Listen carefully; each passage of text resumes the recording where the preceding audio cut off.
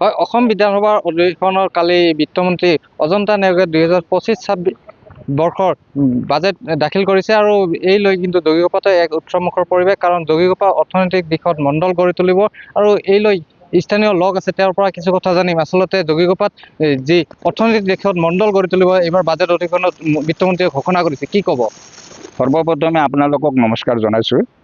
যোৱাকালি যিটো আমাৰ অসম চৰকাৰৰ তৰফৰ পৰা বিত্তমন্ত্ৰী ডাঙৰীয়ানীয়ে অজন্তা নেওগ ডাঙৰীয়ানীয়ে যিটো বাজেট দাখিল কৰিলে, এই বাজেটত আমি যোগীঘোপা বাকী ৰাইজ লগতে বঙাইগাঁও জিলাৰ সকলো ৰাইজে অতি উৎফুল্লিত হৈছোঁ আৰু আনন্দিত হৈছোঁ। আমি বিশ্বাসী যে আমাৰ ভাৰতীয় জনতা পাৰ্টিৰ চৰকাৰখনে যোগীঘোপাত যথেষ্ট পৰিমাণৰ মাটি জমি আছে, বহুত ঠাই আছে, এতিয়াও বিভিন্ন ধৰণৰ ইণ্ডাষ্ট্ৰী গঢ়াৰ সুবিধা আছে।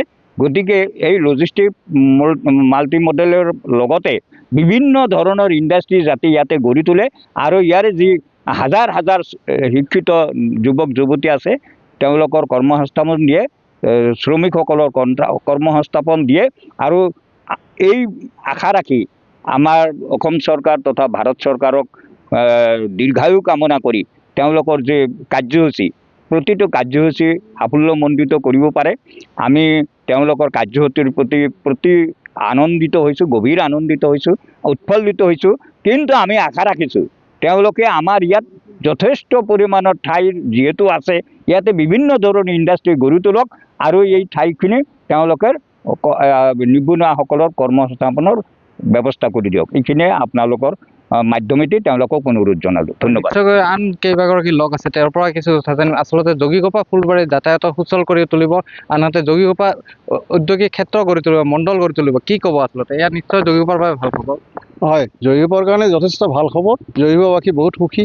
আমাৰ গোটেই অসমৰ ভিতৰত যোগীঘোপাৰ আগত নামেই নাছিল। বৰ্তমান এনেকৈ উঠাইছে, এই চৰকাৰে এনেকৈ নাম উঠাইছে, গোটেই ভাৰতবৰ্ষে জানে, গোটেই পৃথিৱীয়ে জানে যোগীঘোপা এখন ঠাই আছে বঙাইগাঁও ডিষ্ট্ৰিক্টত। এই ঠাইখনত যিখিনি লজিষ্টিক হাব হ'ল, লজিষ্টিক হাবৰ পিছত যিটো আমাৰ বাণিজ্যিক কেন্দ্ৰ হ'ল, টাৰ্মিনেল হ'ল, তাতে যিটো ভাৰত ভূটানৰ যিটো সংযোগী পথ হ'ল জলপথেৰে, এইখিনি বহুত ডাঙৰ কথা। কি আগৰ চৰকাৰে একো কৰা নাছিল, এইবাৰ চৰকাৰে যিমান এটা ভাল কাম কৰিছে তাৰ কাৰণে চৰকাৰক অশেষ ধন্যবাদ জনাইছোঁ। লগতে যিটো আজি বাজেটত যিটো এইটো উত্থাপন হ'লে, আমাৰ বিত্তমন্ত্ৰী ডাঙৰীয়ানে যিটো উত্থাপন কৰিলে যে যোগীঘোপাৰ উদ্যোগীকৰণ কৰাৰ কাৰণে যিটো ব্যৱস্থা লৈছে যিটো হ'ব, তাৰ কাৰণে মানে আমাৰ যোগীঘোপাবাসী ৰাইজে তথা বঙাইগাঁও ডিষ্ট্ৰিক্ট জিলাৰ গোটেই ৰাইজে বহুত উৎসাহী হৈছে।